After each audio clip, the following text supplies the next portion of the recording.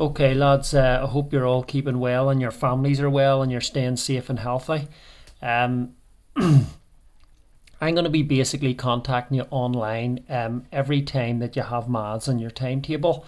And the format of the lessons will be a short video, which I will link, and it will describe and explain to you what the concept of the lesson is and what you need to know. What we'll do then is after that I will set you a short assignment that I need you to complete during class, and I would expect this assignment to be completed by the end of the school day. So if you need more time after school to complete it, that's fine. If you're unable to complete it because you're not well, I need you to notify me on Google Classroom. So send me a message and then I'll know that that is the case and that's why you haven't submitted the work. If that isn't the case, where you haven't notified me and the work isn't submitted, I will be contacting home because I have a list of parental contact numbers and emails, and I'll be following up on anybody who hasn't submitted the work. As you know, I sent a message out about the GCSE exams. We were scheduled to sit M6 in January, but it was cancelled. But we're going to continue with the M3 course, and I'm going to teach it between now and the summer. We're hoping obviously to get back to face-to-face learning after the February half term. But remember that any work that is completed and submitted will inevitably go towards your grade in the summer. So it's important that you continue to work as hard as you can on improving your maths. So the first lesson in M3 is going to be about prime numbers and how to split a number into prime factors, it's called. So first thing that we need to know is we need to be able to know what a prime number is. So let's list them. Prime numbers.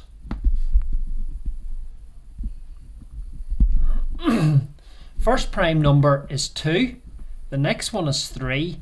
The next one is 5, then 7, then 11, then 13, then 17, then 19, etc. So there's a list of the first few prime numbers. Now, the definition of a prime number is a number that only has two other numbers that divide into it, 1 and the number itself. So what that means is if you take 3, the only numbers that divide into 3 are 3 and 1. If you take 5, the only numbers that divide into 5 are 5 and 1, and it's the same for all the other numbers. 2 is the only even prime number that exists. All other prime numbers are odd.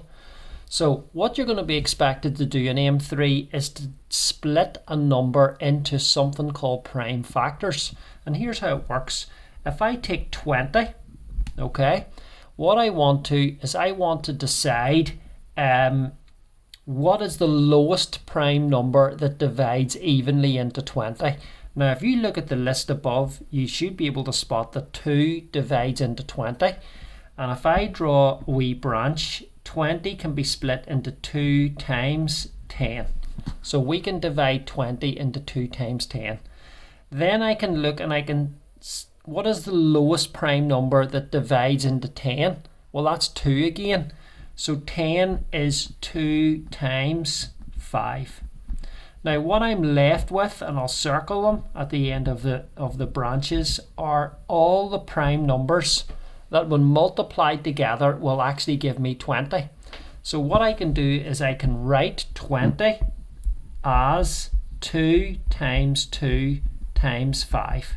That's how I can write 20. So that is splitting 20 up into prime factors, it's called. These are numbers that when multiplied together will give me 20, but they're all prime numbers. So I'll do another example. I'll show you. I'm going to split 70 into prime factors. Okay, so watch how it's done.